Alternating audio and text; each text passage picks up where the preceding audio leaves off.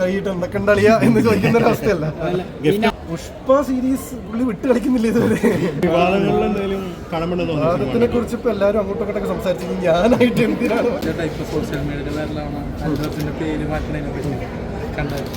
അല്ലു അർജുന്റെ പേര് മാറ്റാൻ ഞാൻ കുറെ എല്ലും എന്നൊക്കെ കയറിയിട്ടുണ്ടെന്ന് തോന്നുന്നില്ല. എനിക്കറിയില്ല അത് ഒഫീഷ്യലി കറക്റ്റ് ആണോ എന്നറിയില്ല, അതൊരു വെറും ന്യൂസ് ആണോ എന്നറിയില്ല. ബണ്ണിയുടെ കാര്യം ആയതുകൊണ്ട് നമുക്കൊന്നും പറയാൻ പറ്റില്ല. എല്ലാം അദ്ദേഹത്തിന്റെ സെൻസേഷൻ ആണല്ലോ. അപ്പോൾ നിങ്ങൾ പോലും ഇത് ചോദിക്കുന്നത് അതുകൊണ്ടാണല്ലോ. അറിയില്ല, പേര് മാറ്റിയാലില്ലെങ്കിലും പുള്ളിയുടെ സ്വാഗ് ഒന്നും മാറില്ലല്ലോ. പുള്ളി സ്വാഗ് ആണല്ലോ പുള്ളിയുടെ മെയിൻ. കോണ്ടാക്റ്റിലില്ലേ അങ്ങനെ റെഗുലറായിട്ട് വിളിക്കുന്ന കോണ്ടാക്ട് ഉള്ളൊരു വ്യക്തിയല്ല. എന്തെങ്കിലും കാര്യം ഉണ്ടാകുമ്പോൾ ഇടയ്ക്ക് കോൾ ചെയ്യും, മെസ്സേജ് ചെയ്യും. അതിന് അദ്ദേഹം വളരെ കൃത്യമായിട്ട് റെസ്പോണ്ട് ചെയ്യും. ലാസ്റ്റ് കോണ്ടാക്ട് ചെയ്തത് ഇവിടെ വന്നപ്പോഴാണ്. വന്ന് പുഷ്പ ഇറങ്ങി കഴിഞ്ഞപ്പോൾ ഒരു മെസ്സേജ് അയച്ചു. അതായിരുന്നു ലാസ്റ്റ് കോണ്ടാക്ട്. പിന്നെ ആവശ്യമാണ് മീൻ നമ്മളെ തോള് കൈയിട്ട് എന്തൊക്കെണ്ടളിയ എന്ന് ചോദിക്കുന്ന ഒരു അവസ്ഥയല്ല.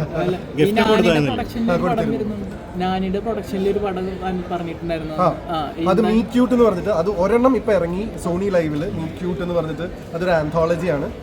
അടുത്ത പരിപാടികൾ നടന്നുകൊണ്ടിരിക്കുന്നത്. ഈ പുഷ്പ 3 കാണാൻ പറ്റുമോ? പുഷ്പ 3 ഉണ്ടോ? അനൗൺസ് ചെയ്തല്ലേ? അറിയില്ല, എനിക്ക് ഇതുവരെ ആ ഒരു കോള് ഇതുവരെ വന്നിട്ടില്ല. പുഷ്പ സീരീസ് പുള്ളി വിട്ട് കളിക്കുന്നില്ല ഇതുവരെ. വിക്രം സാറൊക്കെ ആയിട്ട് ഇനിയും പടം ചെയ്യാൻ പോകുന്നു ന്യൂസ് കേൾക്കുന്നുണ്ട്.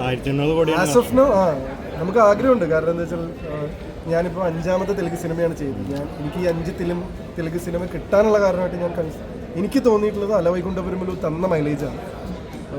അപ്പോൾ അത് പിന്നെ എന്താണെന്ന് വെച്ച് കഴിഞ്ഞാൽ ഞാൻ ചെയ്ത 5 തെലുങ്ക് സിനിമയിലും വൈകുണ്ഠപുരമാണ് കേരളത്തിൽ അറിഞ്ഞിട്ടുള്ളൂ. അത് അല്ലു അർജുൻ എന്നുള്ള ഒരു വ്യക്തിയുടെ ഒരു സംഭവമാണ്. ഇപ്പോൾ നാഗാർജുന സാറിൻ്റെ കൂടെയും നാഗചൈതന്യയുടെ കൂടെ ഇപ്പോൾ നാനി പ്രൊഡക്ഷൻസിലൊക്കെ ചെയ്തിട്ടുണ്ടെങ്കിലും കേരളത്തിൽ ആഘോഷമായത് അല്ലു അർജുൻ സിനിമ ചെയ്തപ്പോഴാണ്. അപ്പോൾ അദ്ദേഹത്തിനെ പോലെ ഒരു വലിയ ബ്രാൻഡായിട്ട് അസോസിയേറ്റ് ഇപ്പോഴും എൻ്റെ അടുത്ത് ആൾക്കാർ തെലുങ്ക് എന്ന് പറയുമ്പോൾ ചോദിക്കുന്നത് അദ്ദേഹത്തിനെ കുറിച്ചാണ്.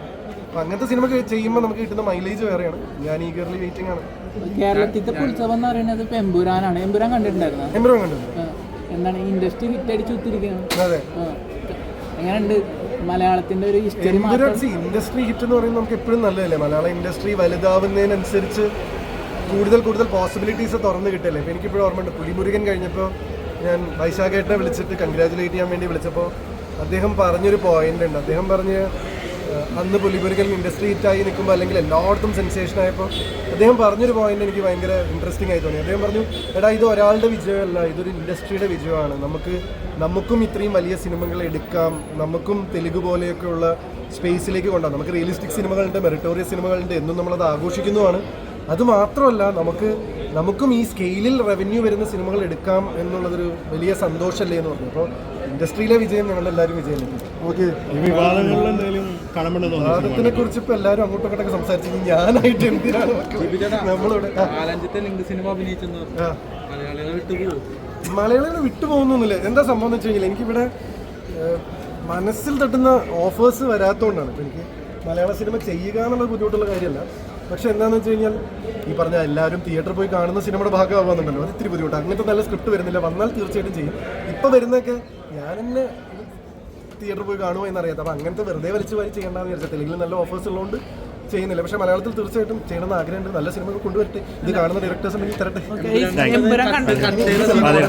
ഇവിടുത്തെ പരിപാടി